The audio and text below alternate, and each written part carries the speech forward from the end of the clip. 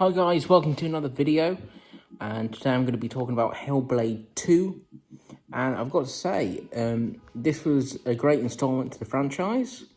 There are a few things that I wish they did better with the game, but first I'll start off with the positives. Dad.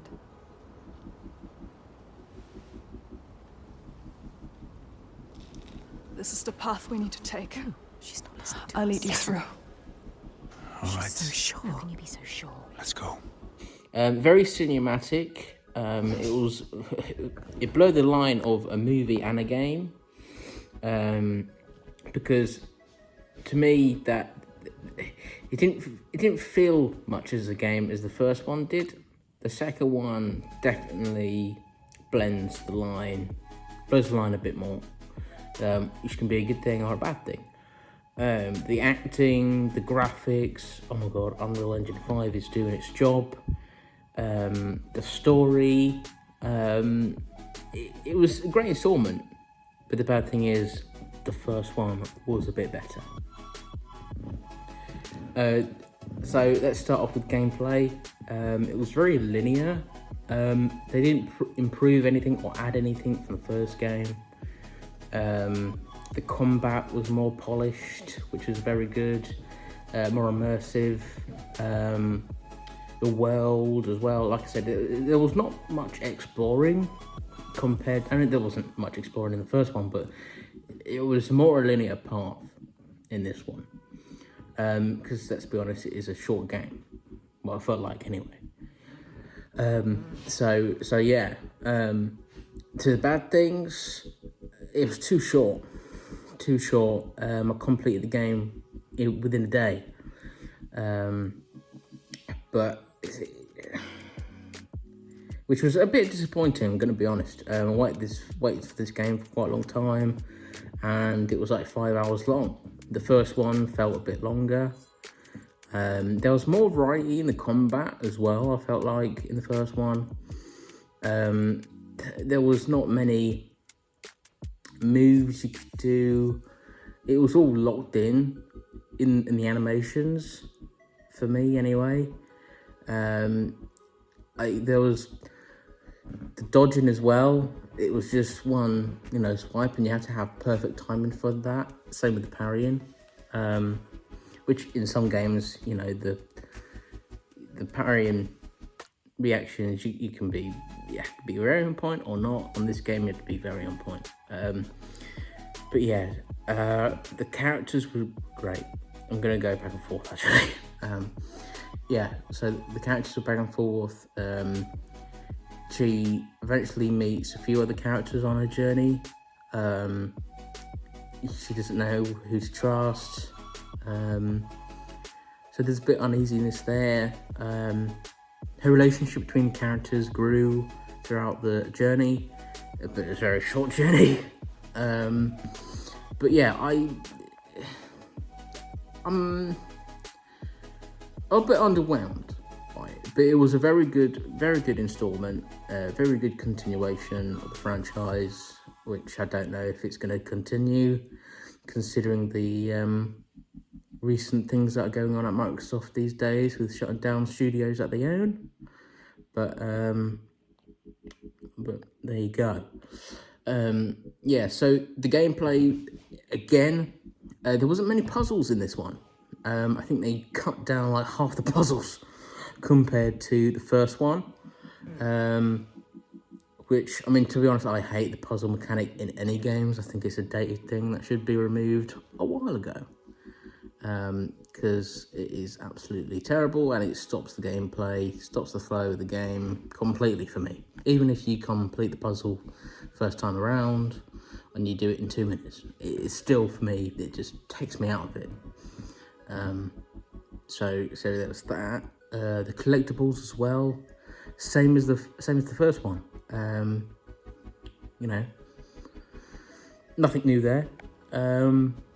So yeah, a bit underwhelming, the game. But the storytelling was great. Like I said, the Unreal Engine 5 graphics, unbelievable.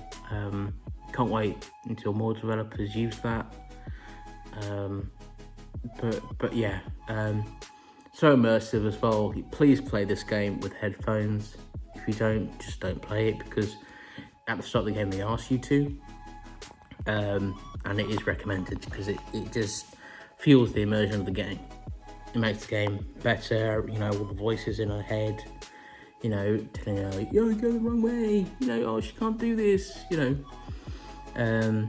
So yeah, but that, I feel like that aspect was better in the second one than the first one.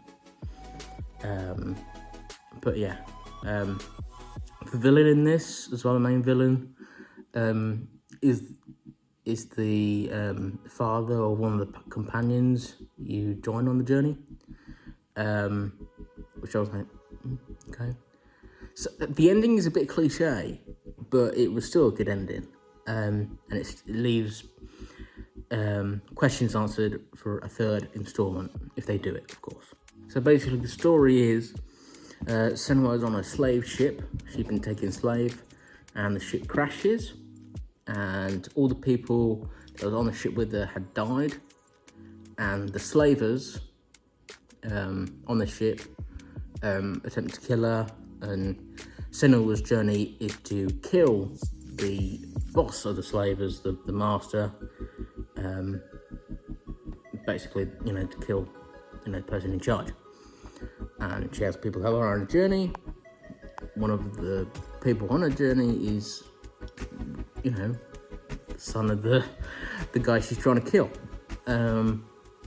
But yeah, you see Senua grow as a character in this as well. I can't remember the actress name, but she does an amazing job. If she doesn't get a Game Award for Best Actress, you know, I'll be surprised, because she deserves it. The new characters, they were good. They weren't cliches. They weren't useless. They, you know, they did their job well. The game, for me, even though it was 5 hours, there's a middle part of the game where it does slow down a little bit, the bit where all of the characters get lost in the woods. Yeah, I don't know why. And also they focus on the horror aspect as well. There's more horror themes in this one compared to the first one.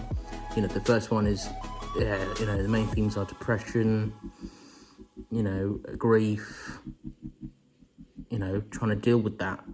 And the second one is as well, but it's more, there's more horror aspects of that in this one. But yeah, it is a really good game. I do recommend playing it, but unfortunately it doesn't live up to its predecessor. So I'm gonna have to give this a 7.6. Let me know what you guys think. Please like and subscribe, and I'll see you guys in my next video. Goodbye. You'll decide. All her life she has been alone. She chose it. A shield to keep her heart from harm. A hymn to still the other voices, the ones outside. Not anymore. The ones she saved, the names she found, they lift her up. Their hands reach out to hers. And now, she reaches back to them. Her story is not written. There is always a choice.